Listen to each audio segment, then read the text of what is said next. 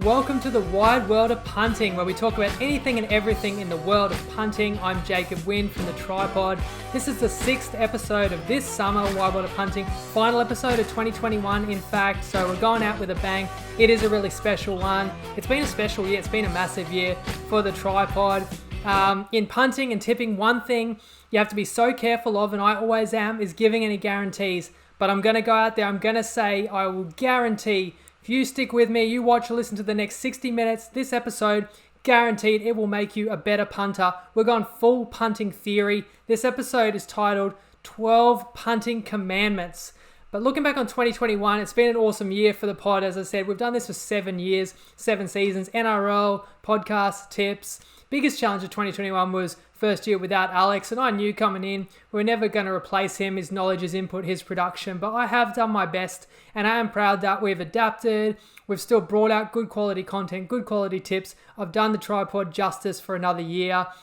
You can judge for yourself, how good the year's gone, but I'm happy, and it's certainly not all me. So I want to start this pod by saying thank you to everybody who supports, everyone who follows, whatever capacity. If there's no audience, if there's no community, then there's no pod. Special shout out to the admins. These guys are the GOATs in terms of admins. Jeff and Dan putting in work behind the scenes daily that a lot of you guys wouldn't realize. And then, as I say, it's a community. So we're nothing without all the contribution of a range of people who know who they are. And the whole idea is we come together for one reason or another, but we enjoy the punt. We enjoy being around each other so we can have extra entertainment, we can have shared experiences, we can help each other, we can be successful, whether that means not everyone has to be a professional punter, but just being part of the community. If it adds something to your day, you might even just grab one extra good bet in the year, or dodge one bad bet, or take away one learning. The goal is just you find that benefit. So tonight's episode, it's dedicated to you guys, to hopefully give you a big benefit, a lasting benefit out of this episode. No interview, no conversation. It's basically classroom style, 60 minutes punting theory from the best of my knowledge, my experience, and my perspective. We do have a guest perspective as well. To give you guys a super quick background, about 3 years ago, credit to Alex, he came up with the idea of doing Punting 101 episodes, and we started short, weekly, I think it was Friday afternoon, knockoff time, episodes for 5 to 15 minutes on a range of punting topics and theories. And we did these over summer, and to this day there's over 20 episodes available on Facebook, on YouTube. Just type in TryPod Punting 101. So basically that's that catalog. In fact, I'll put that catalog up on the screen. We got a really good response to those, not only sharing knowledge, but it's a conversation starter that got people thinking. You can contribute what you think, add to our knowledge, argue with ours, and feel free to do the same with this episode. I always try and respond to any comments on Facebook or YouTube, but basically what I've done to build this episode of Wide World of Punting is we're going to piggyback off those episodes, build on those episodes, and you can still check out each of them individually for more in-depth, but basically I've compiled every episode we've ever done. I've reordered them, so hopefully there's a decent logic, decent flow, and I've condensed it all. So from the last 2 or 3 years of knowledge, 12 Punting Commandments, and these are my latest, kind of clearest, hopefully concise thoughts on these topics. 12 theories or principles that if you have an understanding of these, you will be a better. Now, this is not me saying I know everything. This is not a gospel, but this is my best advice. 12 key areas that I've narrowed down. The spirit of 12 days of Christmas, the 12 commandments. That's what we're going for here. And they are each really important, I believe. I've done my best to do a brief summary of my explanation and advice I can share. So, Lego. Commandment number 1, thou shalt understand value. Let's start right here and define the term value. This will get a little bit mathematical to begin. Hang in there. Remember, actually, someone asked the question, how do you define value, to Tristan in our episode 1 of this season. Asked Tristan anything. He gave his definition on the first episode of this season. And I think it's a criminally misused term in punting, in my opinion, and it's the foundation of successful punting. So I want to share my definition of value. It starts with a bit of a misnomer that people think winning punting, surely that's just all about finding a lot of winners. So I want to push back on that and why. And if people say, well, it's more important that you find a winner than it is of what the price you get. I mean, the price it means nothing if it loses. I think that's really misguided. For this reason, if you want to be a profitable punter and you think all you got to do is pick winners, we can all go and do that. We can all go and find boatloads of winners. Just go through all the markets and back everything that you find on any bookie that's $1.01. Go to all the alternate lines, alternate totals, add the max points you can. If you're backing $1.01s here, $1.02s there, everyone, even the worst punter in the world, is going to win those 90% plus of the time. So why don't we all do that? Because we know those odds are too low. And ironically, in the TryPod group just last night, somebody actually put up a bet, and not to kind of dance on the grave of this bet, but it is a lesson we can learn from, that there was a $2,000 bet, and the goal was, let's roll a bunch of safe bets until the balance hits 5K. The very first post lost on $1.02 soccer leg. Again, not naming names, you don't like to see bets lose, but what we can learn from that is there's no system of betting that you can create that makes non-value bets profitable. If I look at a roulette wheel, for example, in a casino, which we understand has 37 pockets, 36 numbers that are red and black, and then that 37th slot being that green 0, you can try any system you like. You can go martingale system, which people would be aware of, and people try to apply to sports as well, which is basically the double up system. Keep doubling up until you win. Or you could back 34 of the 37 pockets on a roulette wheel. Most likely each spin, you'll find a winner there, and you could keep rolling over those incremental winnings. But long term, the odds are not in your favor. So no matter what you do, if the odds aren't in your favor, the bet is not value, then the longer you keep doing that particular bet, you're less and less likely to have any chance of being profitable in the long term. Therefore, my definition of value for me is a pick that would be profitable if you played it repeatedly long term. I gave that casino example because we can't debate the odds. It's unequivocally, set, and it's not going to be value by design. When it comes to sport or racing, that's more subjective, of course, because we can always argue about what the odds should be. Now, in sport, if it's cricket or something, you can bet on a coin toss. And again, there's no arguments. I know the odds should be 50-50. I would never bet on the outcome of a coin toss unless you're going to give me $2 or above odds. When two equal teams play, and I might feel that the game is about 50-50, that's different because then there's some judgment involved and we can disagree on different factors, and that's what we like to dive in our weekly NRL, previews. But the goal for me punting is to only ever back an outcome where I believe the odds I can get exceeds the relative probability of that outcome occurring. So in order to do that process, to decide, am I getting value? Do these odds exceed that probability? You've really got to be able to do the equation in your mind or figure out the relationship between probability and minimum odds. So hopefully I can explain it. So again, I gave the example of a coin flip. That's a good one to start on, right? We all understand fair price for a 50-50 is $2. If you remember that will help you to do slightly more complicated arithmetic in your head.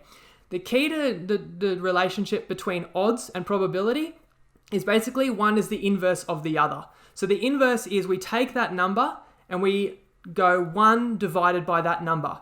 So if the odds are $2, we say 1 divided by 2, and that gives us a half, or 0.5, representing 50%.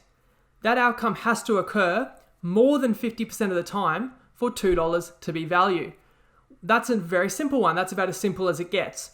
What if the odds are $1.50? How do I know how often that needs to win to be value? Again, I inverse it. 1 divided by 1.5, and I get 0.666 recurring. So I need that outcome to win more than 2/3 of the time, or 67% or better, for it to be value at $1.50. Works at any odds. If something is $10 odds, 1 divided by 10 gives us 0.1. That's 10%. So that's our break-even point, and we need that bet to win more than 10% of the time to be long-term value. And it works the other way too. And sometimes people's process is to look at an outcome and think, I think that's going to win a certain percentage of the time, and then decide whether I can find odds that are value. So if it's the other way around, you've assessed whatever an outcome, you think it's going to win 40% or better, you can convert that into odds exactly the same, just inverse it. So remember not to stuff up the calculation. We're using that percentage as a proportion of 1. So 40% is 0.4 out of 1. And so if we inverse 0.4, we get 1 divided by 0.4, and that gives us 2.5. I need $2.50 odds to break even on that play, or better than $2.50 odds to be value. And going back to that initial point, just pick winners, don't worry about the odds. The reason I strongly disagree with that is it's just not reality. We're all, in our betting lives, we're all going to pick a heap of winners, but we're all going to pick plenty of losing bets as well. The absolute fact is there's nobody out there winning them all. So therefore, what it all comes down to is what price you get when you win. And I know that is a simple principle for some, but I really feel a lot of punters don't understand that. Just to ram it home, if we use kind of a TryPod example, I'll give out a bet that might be $1.91. I've done all my work. I'm really confident that that bet's going to win 60% of the time or better if I'm sharing it. So how do I know its value? We can inverse that $1.91. So we go 1 divided by 1.91. We get 52.4%. That means we need to hit at least that rate to break even, and we need to exceed 52.4%. I might be confident we're going to do that. That's a best bet. If I back a tip like that with those characteristics long term, and I'm right in my judgment and I do win 60% on those odds, then I'm going to be ahead, and therefore those tips are value. Now, if a different bookie, or if the bookies or the market shifts and the odds drop and it's $1.65, it's the exact same bet. It's the same team that I thought was going to win or whatever, or the same line. And so you might think it's the same bet, but if it's $1.65, we inverse that. 1 divided by 1.65 is now 61%. Well, now we don't have a positive expectation. We're not in value. In fact, we're basically at break even or slightly negative in the long run. If we win 60% of the time, but we only get $1.65, it's not value. And again, if someone tips something at 10 to 1, could be a great bet. Might win 15% of the time. But if the odds drop and nothing else has changed, and you look at it and go, well, it's either a value bet, it's either a good bet or it's not, and I can still get $6, I'm happy with that. Like if it wins, I'm still happy. That's not going to profit long term. $6 at 15% is going to be negative, whereas $10 odds at a 15% winning clip is going to be positive. So the word value directly defined by the odds you get at the time. Okay, thou shalt understand staking, commandment 2. And there are many methods of staking. I'm not here to tell you that there's one almighty method or one correct method. I have previously shared a link to the Kelly criterion method, which is a popular method among professional punters. That's still in the TryPod group, one of the pinned posts there. You can research different staking methods as much as you like yourself, but what I want to share is just general advice about staking. So first of all, it ties straight back into your very first assessment before you make a bet and decide how much to put on is the bet value. So that's why Commandment 1 just talked all about assessing value. Be really honest with yourself there. Have you been successful making that type of bet in the past? Does that give you confidence that this next one will be value? Or historically, how have you gone? Or maybe it's not your tip, but how does the tips to go with these type of bets? Or are other people who you respect the opinion of backing this tip? Are they agreeing it's value? Now, straight away, if that's not the case, if you're betting on something and you don't have the confidence that it's a profitable play or a value play, a lot of staking systems are going to calculate that you shouldn't have a bet on that particular market at all. So if you're trying to be a professional punter or you're trying to bet the same way a pro punter would, it's not going to sound fun, but most successful method is going to be sometimes make that initial success assessment. If it's not value, it might lead to a decision of don't make that bet. And, going back to the example of value and just to share, my experience with the pod, like Alex and I, since the pod have grown and since our betting access has been restricted, we had that agreement that anything we're going to give out as a best bet, we didn't back ourselves. So we would not back it at least until after the pod if we could get on at all. So if there's something that's $1.91 and we love it, we think it's 60% plus play, and it's available in a couple of bookies. It might be a little bit lower in a couple of other bookies. After we tip it, it might drop. A day later, I go along and I still want to make the bet, but if the best odds I can get is $1.65, then my honest assessment is that's not value anymore. I still want it to win. It's still probably going to win more often than not, but I've got to be comfortable. No, long term, I've got to be strict. I've got to be selective. I've got to pass that. So that's where your staking goes hand in hand with regarding figuring out if a bet is value. Now, let's say you do that assessment and you think, look, I can't be sure this bet's going to be value. How much do I put on? Well, if you're a recreational punter and you're not betting because you're trying to win long term, but you're betting because it adds entertainment to the event, that's perfectly fine. And you're probably going to be safer long term in your punting if you're realistic with yourself about that. If you're not trying to be professional and the odds aren't necessarily in your favor, I'm not saying totally pass, because where's the fun in that? But just bet a much lower amount. Bet what you'd call beer money. In the long run, even if the edge is against you, even if you're 5% down on your bets, if you're putting $20 per bet, a 5% in the long run is the equivalent of losing $1 per bet. And there's nothing wrong with losing $1 per bet if you're getting more than $1 worth of entertainment. Now, on the other hand, let's say you've done the assessment, you are confident, you've got a bet here that is value. Well, there's two forces that we have to counteract. It's important to understand both of these. If we find a bet that we really truly believe is in our favor, the edge is in our favor, and it is value, the bigger we bet, the better we will do in the long run. The more money we can get down on plays that are in our favor is going to produce more profits. But even more importantly than that, is the other side of the equation, which is we have a finite amount of money that we can risk or we are willing to spend punting, and we must protect ourselves against the variance of losing streaks. Look at the TryPod 2021, one of my best seasons, best bet 62%. That's as good as any tipster in the world could ever hope to do. We had average winning odds of $1.88. That was fantastic. But if you go to the worst part of the season through a 3-round span, I had 1 winner and 12 losses. You're looking at over 100 tips. You're looking at over 60% winners. But you can still lose 3 in a row easily, 4 in a row, 5 in a row, 6 in a row, or 11 of 12 as I did. And I'm not proud of that run. It felt awful at the time, and it still hurts to this day, to be honest. But there's no hiding from that reality. That's even in an elite season. That is reality. So please, let's take the lessons from that. If that can happen to me, that can happen to you, can happen to anybody. Not can happen, but actually will happen to everybody. You will have losing streaks. That's why we've always kind of suggested betting around 2 to 3% of your full bankroll per 50-50 best bet. Never more than 5% in one game. If there is a game where you happen to have more than one play on the game as well, keep that in mind. Never exceed 5%. So if the game goes totally wrong, you just can't wipe out your bankroll. If you're out there and you've got X amount of dollars to spend punting and you're putting a quarter of that money or a third of your money per game, no doubt when you're winning, you're going to be skyrocketing. The gains are going to be awesome, but it's also basically inevitable that you're going to wipe out if you're risking half, a quarter, a third of your whole bankroll per bet, because nobody is immune to those losing streaks. And in fact, it might be counterintuitive, but when you're on a losing streak, I actually suggest lowering your size of your bets, not raising. There really is no such thing as being due and being more likely to win because the last one lost or the last one was unlucky. And if anything, raise your stakes when you're on a winning streak. That means you're going well, you're seeing the ball well, and your bankroll is naturally growing. So your stake can responsibly grow because it's still that same percentage of your overall bankroll. A side note, which we did a whole episode of Punting 101 on this as well. I'll just tie it into staking. The question that a lot of people ask, and it's a great question, should I bet singles or multis? I mean, who doesn't love a multi? We all love risk less to win more. And the truth is, multis can be profitable long term, but it ties back into my original advice.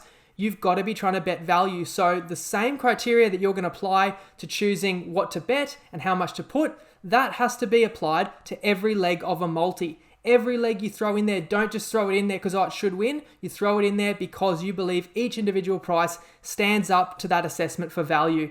In terms of staking, the big thing about multis, you just have to understand your results are going to be a lot more volatile. If you're betting a lot of 50-50s and they're singles, and you might have 3 to 5 plays a week, there's going to be good weeks, there's going to be bad weeks. If you're profitable, you're going to have, more 3 and 2 weeks than you will 2 and 3 weeks, or whatever the case may be. You kind of know every week. You could be plus 2 or 3 stakes, full stakes per game, or you could be minus 2 or 3 if it goes bad. When you go multis and you combine all your picks, it's just naturally going to be more extreme. It's obviously very easy to comprehend that you can have an empty week where just 1 or 2 games doesn't go your way. It wipes out all your multis. That's an empty week. And then it's not hard to actually have quite a few weeks in a row where you don't hit a multi. Now, theoretically, if you are finding value on every single leg in your multis, you are actually magnifying your edge. And when you do get those stars to align, you get that clean sweep, your returns could even be higher than you would have been just going singles the whole way, but it's just a lot more volatile. And I would tend to say for cash flow, and it's probably more responsible to bet a bit of a mix, some singles, some multis, especially if you're profitable. Then you can easily kind of track your success through your singles, and then you can apply a portion of your profits into your multis, and then you're not going to kind of feel the pain too badly if the multis aren't getting up and it's just an extra payday that week when it does align and they do get up, because obviously multis are just so much more sensitive to luck. You need everything to line up. Obviously, just you have one losing leg and there's no prizes for that, other than we might throw you $50 in the TryPod group for a bad beat. So those were a couple of larger ones, but as you can appreciate, understanding what to bet on, how much to put on,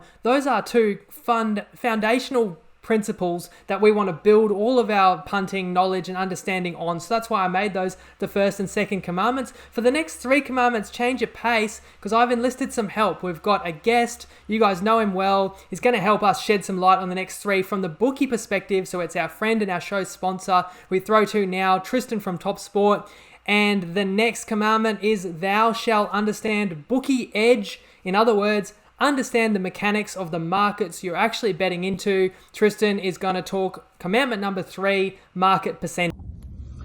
Market percentages are a term that we use to determine how much percentage is in theory in favour of the bookmakers. So basically, the higher number, the more margin is built in for bookmakers as opposed to the punters. So if you've got a 100% market, that means both sides are $2. So if you took an even set of money on both sides, there'd be no winner and no loser. So that's 100%. Anything below 100% is in the punter's favour. So if something was 95%, in theory, you can back both sides and make a 5% earn. There's never going to be an instance where a bookmaker offers you less than 100%.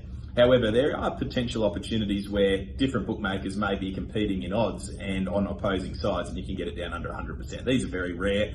Generally, it's when there's been an error in the market as well. The higher the number, as I said, the more in favour of the bookmakers. But you've got to understand that these are just theory. It doesn't necessarily mean that price of $2.50 is exactly right.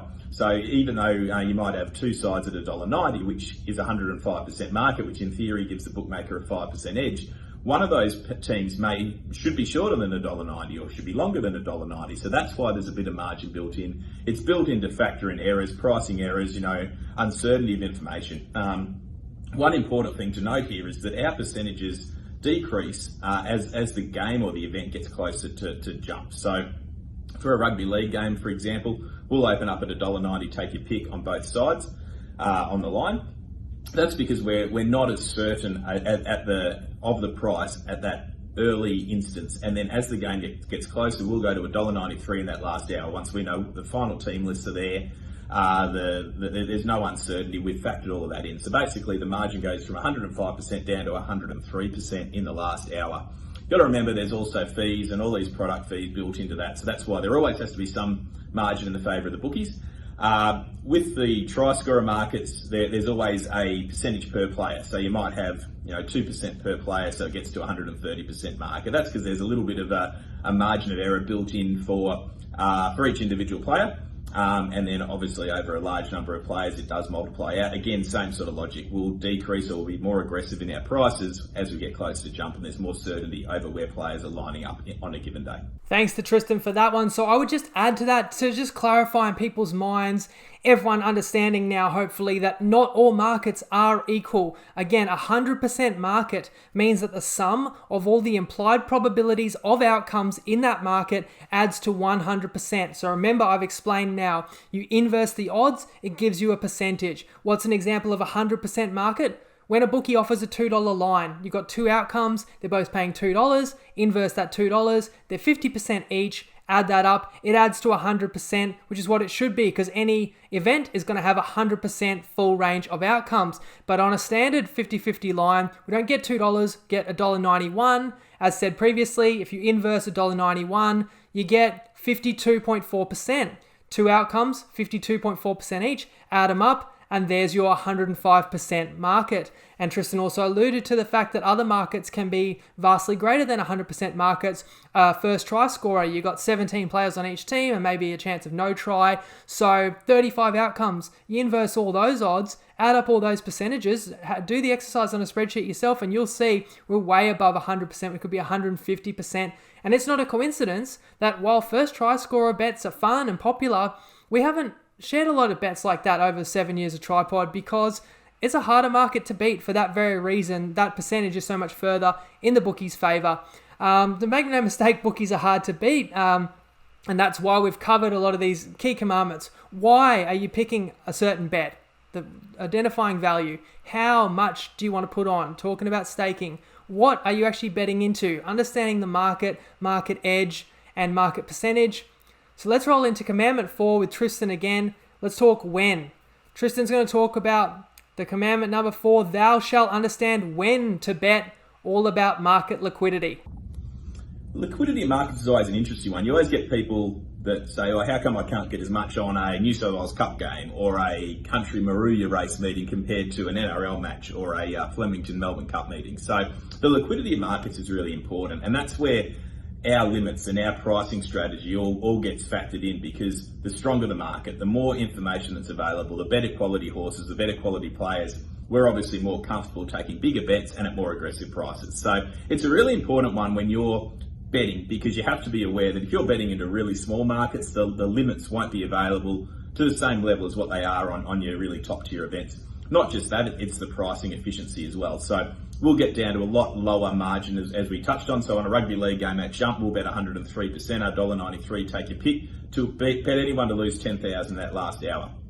On a New South Wales Cup game or a Lithuanian basketball game, we'll bet 105, 106%, and we'll bet, maybe to win $500 on those sort of things, because there's that difference in the liquidity of the market. It's the same thing if you're having a bet early. If you're betting on a Wednesday or a Monday or a Tuesday in particular when the team lists aren't out, that liquidity of the market is a lot less than if you're betting in that last hour. So you've got to, if you're a sizable punter, if you're a sharp punter, you've got to pick your moment when to bet. Obviously, if something's going to move, if you've factored something in that you feel, if you don't bet now, the price is going to go, then yeah, certainly step in and take that early bet on the understanding that you're not going to get set to the same extent as what you would if you bet in that last hour. If you're just having a bet because you've got a side rate at X and you feel it should be Y, then my suggestion is wait until as late as possible, because that market's going to be much more liquid. You're going to be able to get much bigger bets on, and you're not going to shift the market as much. So that's the liquidity of the market. It's knowing when to bet, the time to bet, knowing how it changes as the game gets closer and there's more confidence in how we've set the prices, and also the vast array of markets that are available nowadays. You've got to understand that on your top tier events, they're so much more liquid than your small. Just to add to my thoughts on market liquidity, simply put, it's the volume of money that's been wagered. In efficient market theory, the idea is that the more money that's in play is going to directly equate to more knowledge in the marketplace, and odds are going to correct themselves. And in theory, odds should get more correct as more money is in the market. Therefore, bookies have more confidence that their pricing is correct. And remember, they're keeping their pricing in their favor, so their pricing they believe is more correct and more in their favor. Therefore, they accept bigger bets. Again, that's the theory, but not all markets are perfect. And if every market was perfect, we should never bet, because it goes back to market percentage. It wouldn't be in our favor. But let's also remember, not all money in a marketplace is smart, is educated, is sharp. There's recreational people who are backing just their favorite team, or just backing the team that they saw play better last week, or for whatever reason, for the color they wear as well. So there's lots of reasons why money gets put into a marketplace, and we can take advantage if we want to go against where we think odds are wrong for whatever reason. That comes back to our handicapping. Now, liquidity that Tristan spoke about there is an issue for professional punters and for larger punters, but it's an opportunity for smaller punters, because it's not really an issue, because it's not really going to limit smaller punters. As Tristan said, like earlier in the week, they're less confident what their lines or their odds might be, or on obscure events, even closer to when that event starts. They're just never going to increase those limits because it is a smaller event, lower profile.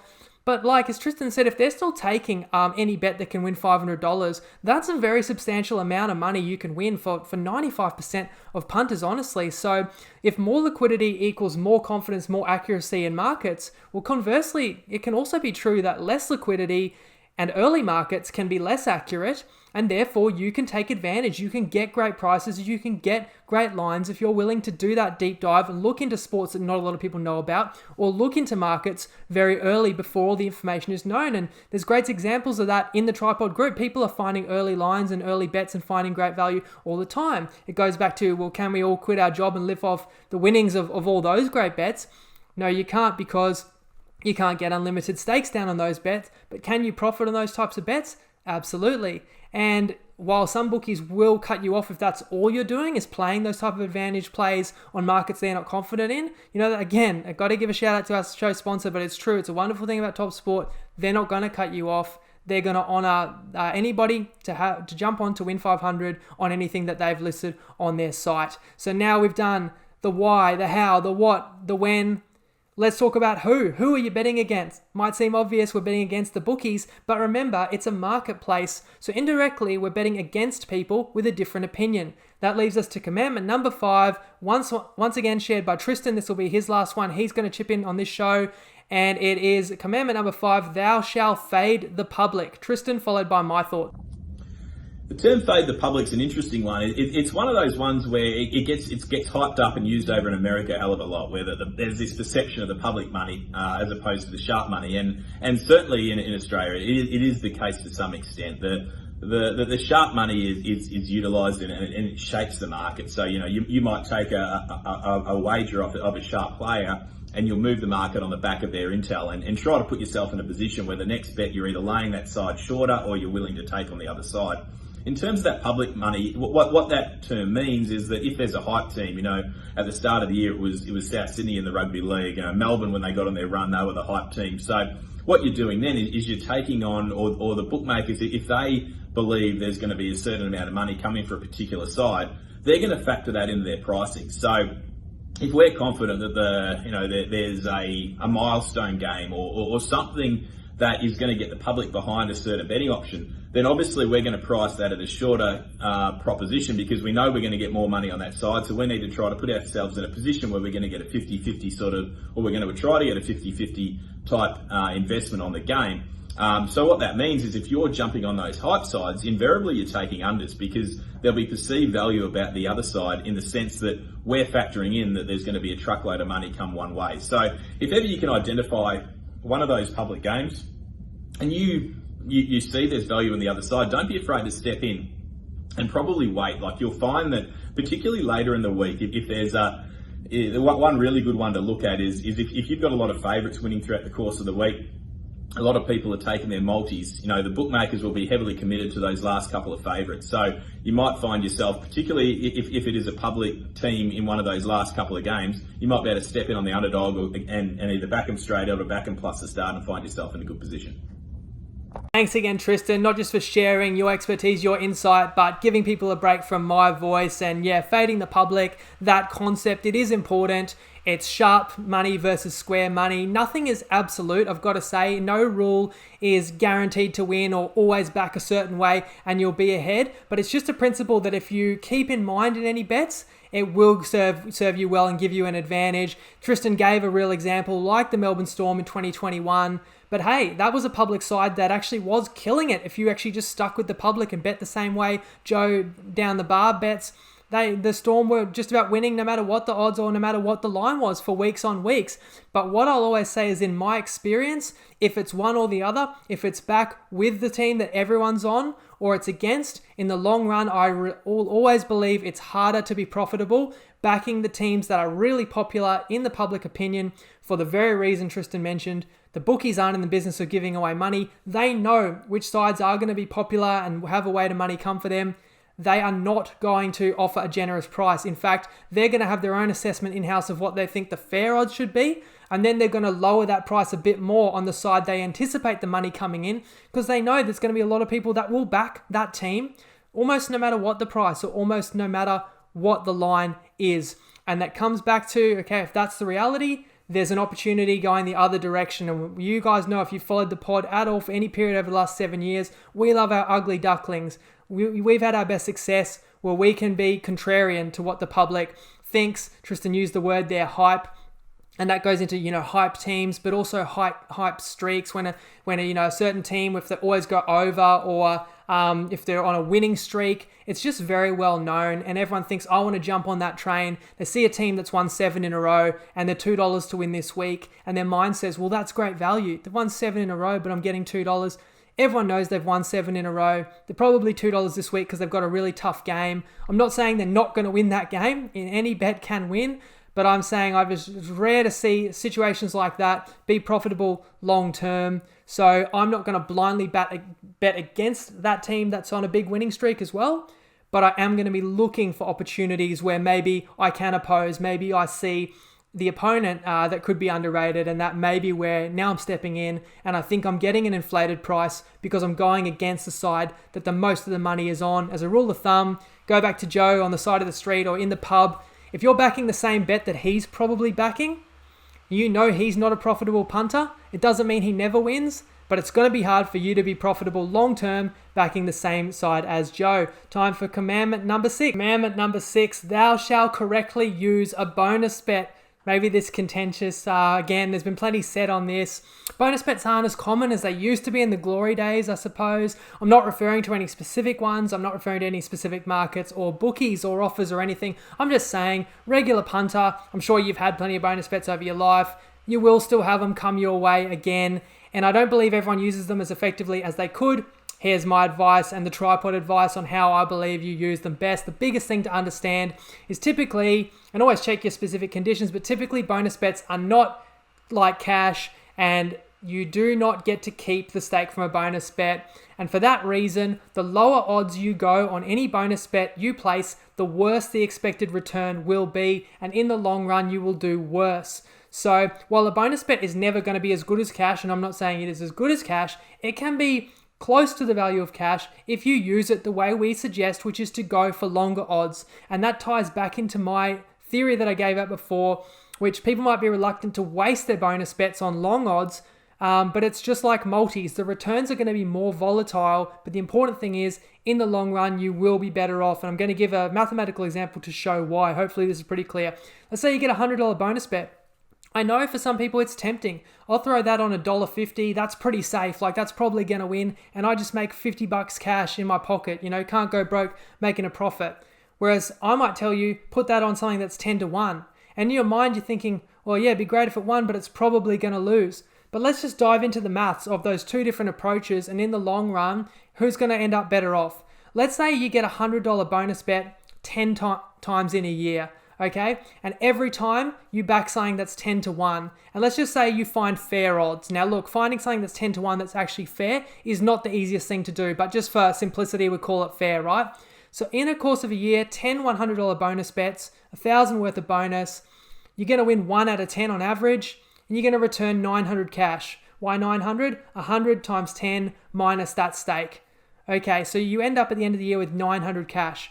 Now, the other method, you put 100 on something that's $1.50 every time, 10 times. So the fair odds, how often should $1.50 win? I explained before, 67%. That's fair. And it's not always easy to find fair odds again. Let's be generous and say you actually win 7. You do better than expectation and win 7 of those 10 through the year. So 7 times you won $50. Why $50? 100 bonus bet times $1.50 minus the stake. 7 times $50 is $350 cash for the year. That is not even close to the 900 that would be your expected return from the 10 shots at a 10 to 1. And that's using the same amount of bonus bets, 1,000 in 10 $100 increments, but just using that different method of trying to go for longer odds. And therefore it's going to act closer to real cash the longer odds you go, and it's going to act closer to being worthless the lower odds you go. Give a more extreme example. If I give you a $100 bonus bet and you go and put it on $1.01, you probably win and end up with $1 back. So even after you won a bet, you turned something that's kind of valuable, a $100 bonus bet, into something that's virtually worthless in $1 cash. So that's why you want to go the long shots. It's no guarantee in the short term you're going to be better off. In the long term, you will be. It's not easy to find. You still want to find value with the long shots. And that's where if bookies let you play multis, that does help make that even more possible. Commandment number 7, thou shalt be wary of subscription services. Biggest thing to say is just if something seems too good to be true, it often is. There's so many people out there on the internet that would love to convince you to part with your money and will tell you what they think you want to hear or what they think you need to hear to do that. And it does not always mean that people genuinely have your best interests at heart. Seen too many hard luck stories in the time I've been involved in punting and been on social media. And at the heart of it is you've got to know whether you can trust a service, and you've got to be able to identify whether it's really worth your money. And I'm not here to knock subscription services because it is really hard to find profitable plays. I know that as well as anybody. So if people out there are doing that, it's exceptionally hard work and it is worth paying for. And I just use the word wary in this commandment because that's all I'm advising. Be wary, do your diligence. Don't get romanticized by a short-term record, somebody that's just had a really hot run as if that's the truth of their ability. Look for sample size, look for longevity. Okay, if they've got a bigger sample size of tips, can you verify those results? Don't take someone's word for it that they said that they've got these results over X number of tips. Do you know anybody in the group? Can you talk to anybody who already follows them? Can you at least get in, peek behind the curtain and see results for yourself for a while before you trust what they say and then decide that it is actually legitimate and worth paying for? Another thing not to get romanticized by is the units. I've seen so much creative accounting and very loose definitions of what a unit is. People can get really creative in how they define a unit. So I would go back to what I've spoken about with staking. Use your own kind of sensible staking approach, that if you were betting 2 to 3% of your bankroll per their play, then how much money would you be making? Again, when you see someone advertising a streak or whatever, just keep in mind they're never going to advertise their bad streaks. They're only going to tell you about the good ones. Winning percentage alone does not tell you the whole story. If someone says they win 80% of the time, that's actually meaningless until you know what the odds they're getting on the winners. Or equally, if there's a service that shows you bet slips that we won a 10 to 1, a 20 to 1, 100 to 1, those actually mean nothing unless you know how many stakes they actually outlaid to play those bets. Again, just do a bit of diligence.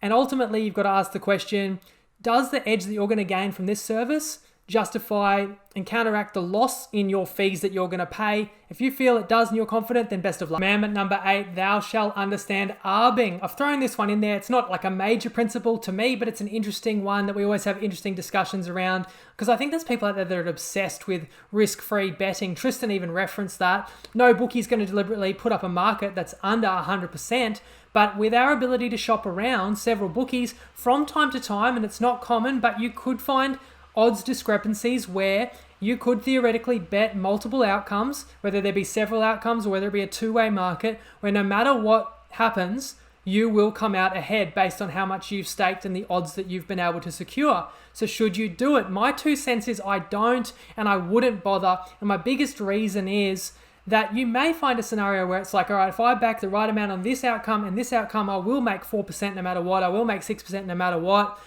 But you're still betting against yourself, where I would still take it back a step and I would say, let's just take like a really rare, like almost, this is not a common scenario at all, but just an example for simplicity. 2 teams are playing each other and I find $2.10 on team A, but another bookie, I find $2.10 on team B. And let's say I could bet on either of them if I wanted to. My mentality is not, I need to load up on both sides at $2.10. My mentality is, all right, one of these is probably significantly in my favor. Let's dive into this and find out which one of these two is priced too high.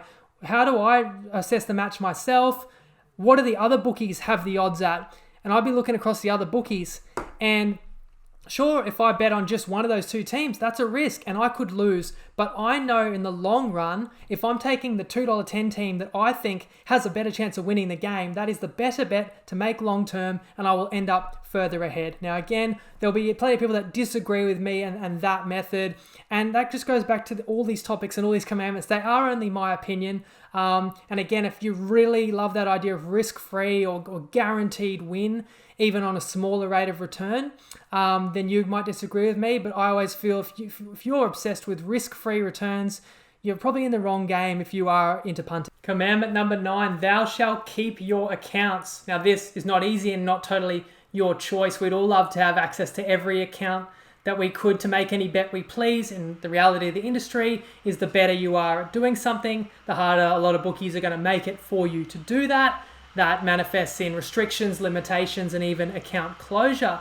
Now, from everything I understand, and I can share my general advice, there's no specific rule. I can't give you a hard and fast rule of what's going to help you avoid restrictions, but generally, one thing I can talk about is promos. People ask, how do I avoid getting promo restricted? I'm definitely aware that bookies will keep a bit of a ratio of your bets, promos versus money staked on non-promo bets. And I mean, if that ratio is creeping up, and I don't know, there's no fixed number, but if it's probably even 50-50 or greater of your money is going on promos, then don't be surprised if they take those away from you. So, if you're joining a bookie purely because they got a great promo and you've got the intentions of profiting on those promos and nothing else, you have to understand that's not going to last too long.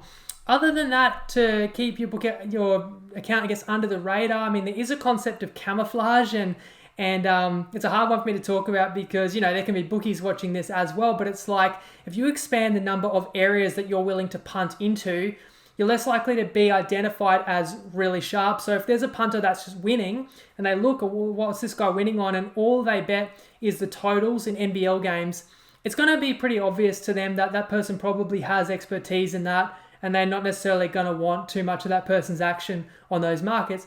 If they look at you and you're actually in profit, but you're betting NFL, NBA, cricket, AFL, NRL, some racing, whatever, they're going to be less swift to cut you off and cut off your business because they will put it down to the chance that some people will be up and down just through variance. And that is a balancing act, because if you've got an edge on one or two areas, you definitely don't want to give back your winnings by backing non-profitable bets. But I still think if you can apply your knowledge, you can knowledge share, you can follow tips in punting communities like TryPod, you can still find really good bets. At the very least, you can still find opportunities to play things, even if they're break even, add your excitement across a range of events.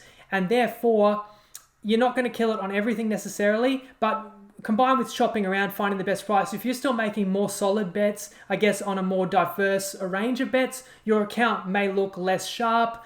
And the last one is an obvious one too, which Tristan's touched on too. We get that bookie perspective. Like, there's an integrity aspect too, that like there are times where you find a blatant mistake, or whatever, they might have the line the wrong way around, or a term and condition that you think if you can twist the wording to be in your favor, and you can try and fight them over it to try and get an extra win or reverse a loss. You just got to understand those are short-term ploys, and you may actually get a little gain in the short term, but you may hamper your long-term profitability and ability to get down legitimate bets because you might end up getting your account. Commandment 10, thou shalt appreciate luck versus skill. So the key point here is that anyone can win in any given week and anyone can lose in any given week. What I really want people to kind of appreciate is short-term results can just be so variable, and the trap that punters fall into, and we all do it, is when we win, we think it was skill and we were smart for making that bet. When we lose, we tend to blame it on luck, and we got unlucky that on that occasion it lost. The toughest part of all, I think, is just knowing when you've got enough sample size where you can really assess the truth of the matter, which is, have you had luck? Have you had bad luck? Are you skillful, or are you not skillful enough to get the results that you are after? And the example that I could give you guys is, let's just take 10 NRL punters off the street, just casual punters, anyone that punts on the NRL but not necessarily as sharp. Now, if you tell me, heads up, me versus any one of those guys, and you want to see who's going to have the best results for the next NRL season, I'm going to consider myself a monumental favourite to do better over 30 weeks of NRL than anybody, honestly, anybody in the world. When it comes to picking profitable bets, I really don't think it's going to be luck after 30 weeks. I think whoever is more skillful is going to have better results over 30 weeks. And the key word there, and the theme that I've hammered home throughout this whole episode, is long run. Now, going back to my picks, I spent hours and hours of time into them, handicapping. I watch every minute, every game. I have done for years. And you might have people out there that watch a game here and there, chuck all their bets on in a 15-minute window, right? But the fact of the matter is, luck is still more powerful than skill in the short term. So even though I put in all that time, if you said to me, all right, you've made your picks, you've picked 5 bets for the weekend, but these 10 guys have all also picked 5 bets, do you want to take your bets and sit with them?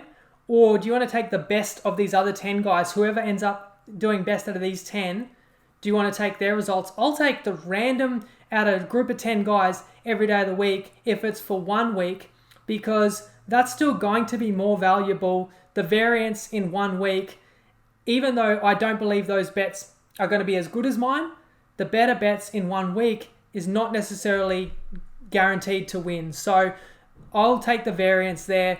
And I know that worse bets could outperform better bets in a shorter period of time. And if you're getting a bigger sample size of bets to choose from, that's actually going to do well. That just means that just because you see somebody in a group or on a page doing well in a short period of time, doesn't mean they're a great bettor. So it goes back to what I said about being wary of people selling picks, check the sample size. It goes back to what I've said about staking, that even good bets can have bad runs.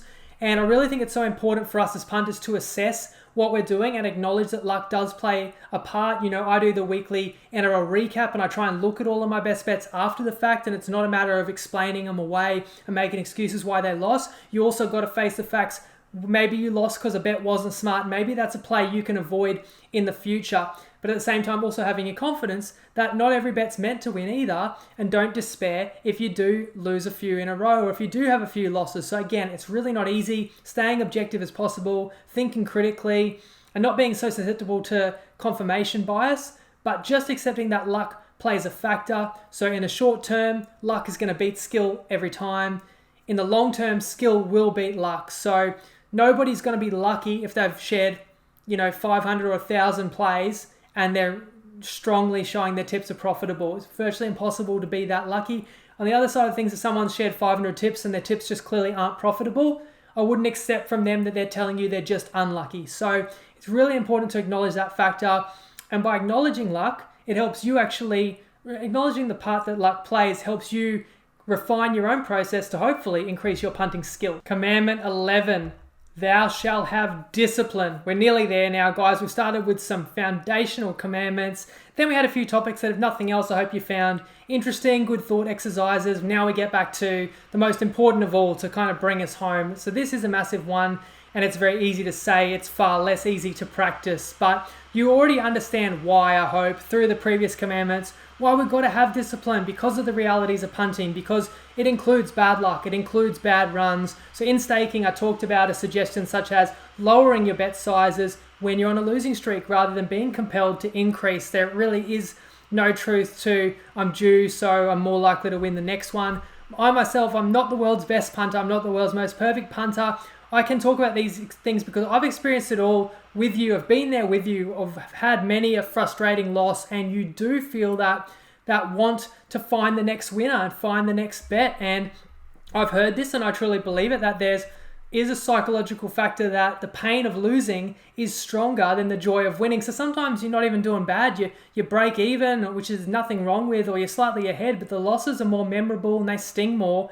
And that's the main reason why we've got to stay level-headed, we've got to stay disciplined, because if we don't, what it'll ultimately end up doing is we'll compromise those earlier commandments. We're going to lose our judgment over what's truly a valuable, profitable bet, where we're going to be looking to bet something because it's about to happen soon or it's the next thing on, and we're going to cloud our judgment over whether we truly are finding value. We also might lose our good judgment and our sensibility when it comes to our responsible stake. We talk about the second commandment of staking appropriately and not staking too great a portion of your bankroll. But when you lose your discipline, there is that possibility that you're going to want to feel like you want to bet bigger, and that can be a big mistake.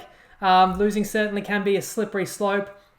And I think part of it comes from that temptation or that desire to be ahead, whether it's I want to get ahead for the day or I want to get ahead for the weekend or the week. And really, in the long run, which I keep coming back to, the long run, none of us can remember how we did in the last week of March this year. So why was it important on that weekend, really, whether we ended up or down in an arbitrary period? I think the best advice I can leave you with is, if you think you want to be ahead at the end of a gambling session, well, really, you can think of life as one big gambling session. So there's always going to be another day. There's always going to be another match. You got to cop that loss on the chin, and that really is the best thing to do. And as I say, the loss, you can get better from it. You can go back to the drawing board. You can look into it as a lesson, as whether you can improve your punting, why a result went that way. But never lose sight of the fact that the reason you're punting is because it should be giving an overall positive effect on your life. And again, that can be in many ways, whether that's adding to your entertainment factor, whether you're fortunate enough to be one of those people who are winning money, and that's a small percentage of punters, but winning money long term, whatever it is. But let's also acknowledge there's costs involved. So there's risk, your risk and cost of money. There's time spent, time finding the plays. There's the energy, there's the stress. It's not all rainbows. So just don't expect it to be easy. Don't expect to win all the time, because I think the people that do are most likely to find themselves in trouble. And I'm sorry to kind of hit you with that harsh truth right at the end of this show, because the pod, I want it to be about entertainment and enjoyment as well. I hope you guys still have enjoyed this episode, but I'm here to give you hopefully the best advice I can, the most legitimate advice I can on your punting journey, because I think when you come away from listening to this hour in particular, you're going to be a better punter. And that's got to include this kind of information too, because it really is important. So, hey, enjoy your punting. What I mean by that is when you have a win, really enjoy that. Really savor that win, because it does hurt when you lose. So when you win, you avoided that pain of losing, and you really should not take winning for granted. But when you lose, just remember that you've also got to factor that into your staking, that you should never really bet an amount of money where that pain of that loss is going to linger far beyond an event. The final commandment, number 12, which funnily enough was actually episode 1 of Punting 101 over 3 years ago, because it's a very polarizing topic, one that Alex and I always felt strongly about, and slightly more lighthearted to close this episode on, and that is number 12, thou shalt never cash out. Now, once again, I'm calling these commandments, and while I definitely believe if you follow the principles and the instructions of each commandment, you will do better long term. But the first thing I've got to be clear about is, like any rule, this comes with an asterisk, all right? Of course, I mean, for example, if you throw 100 on a team to win, they're paying $2, the match hasn't even started yet, and there's still $2 to win, but your cash out value for some reason is $150, should you cash out? Of course. For no other reason, then you could simply grab that $150 that you cashed out for and chuck it back on them if they're still $2 and suddenly stand to win $300. So you might be thinking, so the pod says never cash out, but then Jacob just admitted that he would cash out. Yeah, sure. That's why it's a general rule. We say never cash out, but it has exceptions. Now, the exception I just gave then is so rare, like for the cash out to be inexplicably higher than it should be truly. Of course, take it, but that's a very unlikely outcome or circumstance, and it's probably because the bookie made an error. So just understand the cash out function is not there designed to be your friend. It's definitely not designed to be in your favor. So yeah, if you're ever in a scenario like that where you could literally cash out and then lay back on at the original price, it'd be silly not to, but that's just a very rare occurrence. But of course, understand that. The other major asterisk with never cash out is unless the value, the quantity of money that you can cash out, pressing that cash out button, is a life-changing amount of money, is significant amount that you just couldn't say no to. And I myself have got to admit, if you followed for many years, I think it was 2015 now. Seems that's so long ago. That's 5 or 6 years ago it was. I had a multi which stood to win over $100,000 with one leg to go, and it was a $3 underdog in the NFL. And I took the cash out. Pretty sure it was $32,000 from Sportsbet. They even did a little blog about it.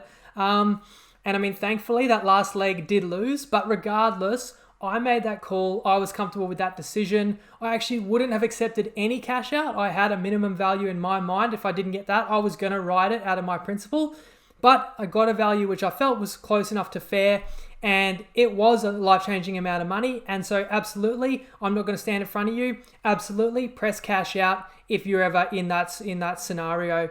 The reason we made the rule, though, is because apart from those two very rare exceptions, we've seen time and time again really poor, really suboptimal use of the cash out function by punters, in my opinion. And I think it's because a lot of punters miss the point of what they're effectively doing when they're cashing out. And what you're actually doing is you are effectively betting against yourself on the opposite side at not great odds, at the odds that the bookie's letting you have. So there's a few examples. People will bet on a team, right? Team A, and then the game starts badly and their team's down. In rugby league, the team's down, whatever, 6 points, 10 points, and they just want to bail. They don't feel good. They want to take that low cash out figure. And it makes me question, well, hang on, you thought that Team A was great value before the game, was good enough to bet on, but now you're betting on Team B at way lower odds because they've started well and because you want to salvage a portion of your bet back. So now you're making a not good bet on a team that you didn't think was value just because you don't feel good anymore and you're trying to salvage. Maybe, not every bet's going to win, but sometimes the team you originally backed might still come back. And the point is that the value that they're going to give you is not going to represent the true value relative to the chance your team has to win the game. So what you've effectively done is played yourself. All right, then there's a second scenario where people feel really smart. They bet Team A and Team A gets up in front and now they're seeing a cash out value that's higher than what they staked. So again, it's that logic of, I can't go broke making a profit. I'm going to cash out.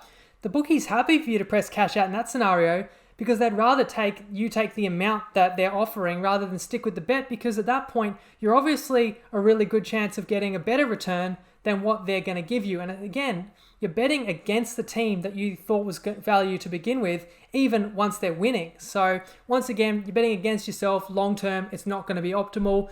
And another classic that we see all the time is someone does a 5-leg multi, and then they're 2 or 3 legs in and they're starting to say, oh, I'm going to cash out, or should I cash out? And they feel smart, and sure, you might look at the cash out, and because you won 2 or 3 legs, you might have 4x or 8x times your stake. But you've got to understand the equity in that bet is going to be more valuable than what the bookie is letting you cash out for. And in the long run, you're going to be better off letting that thing ride. And if nothing else, if you disagree with me and you don't want to ride those last 2 or 3 legs, you should never have put those last 2 or 3 legs in the original multi, because you would have got a better return just including the legs that you actually were willing to ride. Now, I get it. As I said before, I'm a real person and I have had multis lose agonizingly on the last leg more times than I can care to imagine. So I get it. And then you get the person in your ear that says, should have cashed out. So take my opinion just for what it's worth. It's my opinion. Use those strong specific exceptions for sure, but my best advice long term, you'll be better off letting it ride. It goes all the way back to commandment number 1. If you're betting something where you're identifying value, the odds are in your favor. If you're cashing out, the odds are in the bookie's favor. Those were the 12 punting commandments. Let me know what you thought. So we had value, staking, bookie edge, market percentage, when to bet, fade the public, using a bonus bet, subscription services, arbing, keeping your accounts, luck versus skill, discipline, and never cash out. If you want anything more in-depth, remember those individual episodes are all on Facebook, all on YouTube. And again, it's not gospel, it's just my thoughts, plus some additional thoughts we got from Tristan, which I appreciate once again. I appreciate the opportunities that TopSport has provided in 2021 to keep the pod going, and also for everyone who's enjoyed jumping on board and getting themselves an account. It's not too late, and if you want an account, of course, you can use the promo code TryPod. Stay safe out there, punters, in your punting lives and also your personal lives too. My best wishes to everyone around the world in the TryPod community. And it hasn't been an easy year for many, of course, but I hope you get the chance to relax, spend some quality time with loved ones, enjoy yourself. Look, no Why World Bet of the Week yet right now. I am sorry. Last week's one, not good enough, and it lost. And that was in the NFL, and no excuses, but COVID is a major challenge right now. There's just so much uncertainty, added difficulty, and these markets aren't the easiest to create to begin with. And this week, I'm looking at what's happening on the weekend. I'm looking at Boxing Day tests. I'm looking at NBA Christmas Day games, which take place Boxing Day as well. I will come up with something for you guys, but we just needed more time because you can't even take for granted who's playing or even if games are on these days. So that's where following on social media, TryPod Instagram, TryPod Facebook page, or the group, you follow along there. You'll see the post. I'll get it up before Christmas. For what it's worth, Jake Paul did win by knockout on the weekend, which was the 5th leg of the random AF multi 13-1. I'll always maintain that was a great bet, but unfortunately, as I explained before, his original opponent withdrew, so unfortunately, leg only counts as a wash. But look, I'm going the early crow on the back of the Aussies getting up 2-0 in the Ashes. They're going to win that series. That one will be cashing $5 in your account. You're just going to have to wait another test match or two for that collect.